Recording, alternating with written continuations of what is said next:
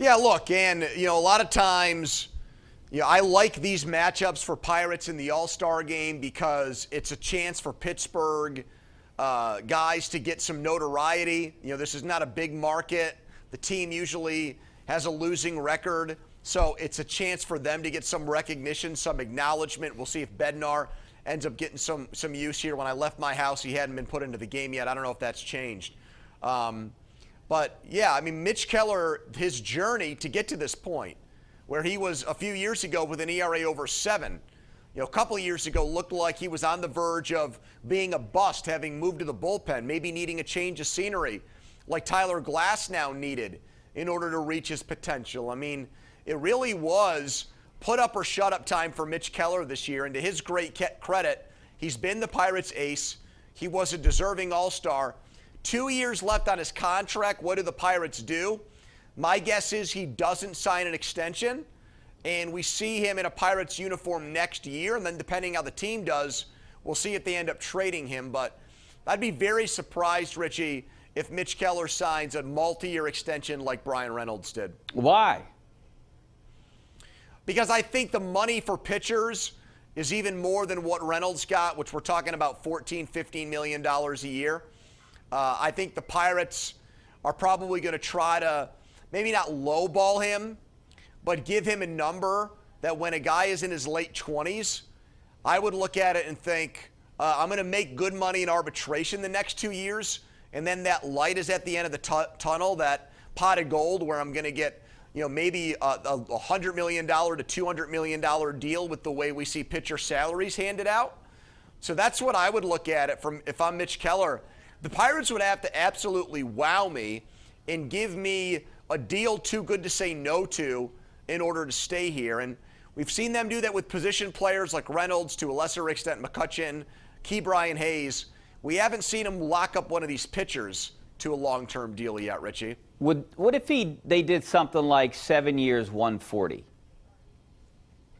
Do you think that would be feasible for the Pirates, and do you think that would be something that Keller would take?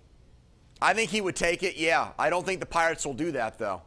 I don't think they'll give somebody $20 million a year when some of those years are going to be in his mid-30s. I would be surprised by that, to see them do something like that when we're uncertain about where their television deal is going to come from.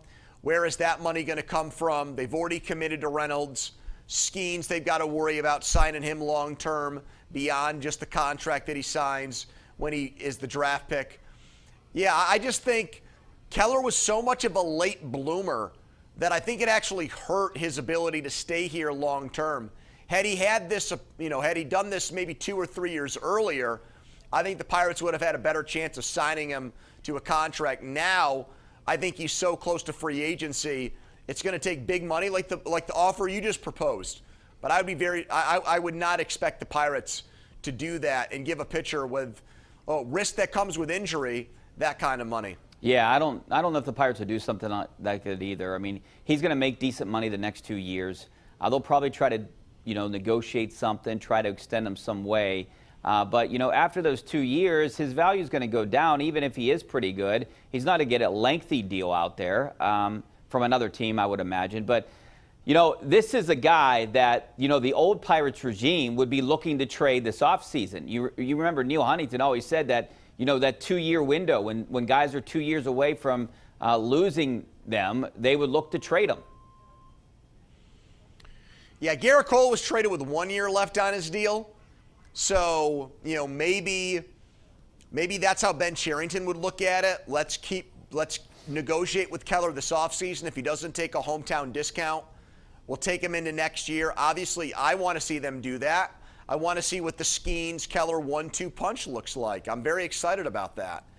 And then if the team is competitive next year, I don't see how they could trade Keller, even if he does have 1 year left on his contract, because I think they're looking at 2025 at the latest as the year where they make the playoffs, and I think they're going to need Mitch Keller to do that. Yeah, they're going to need him to compete, no doubt about that. All right, we got to take a break. Back with your phone calls coming up next. 412-575-2600 on the Bordas and Bordas hotline. See you in a couple minutes.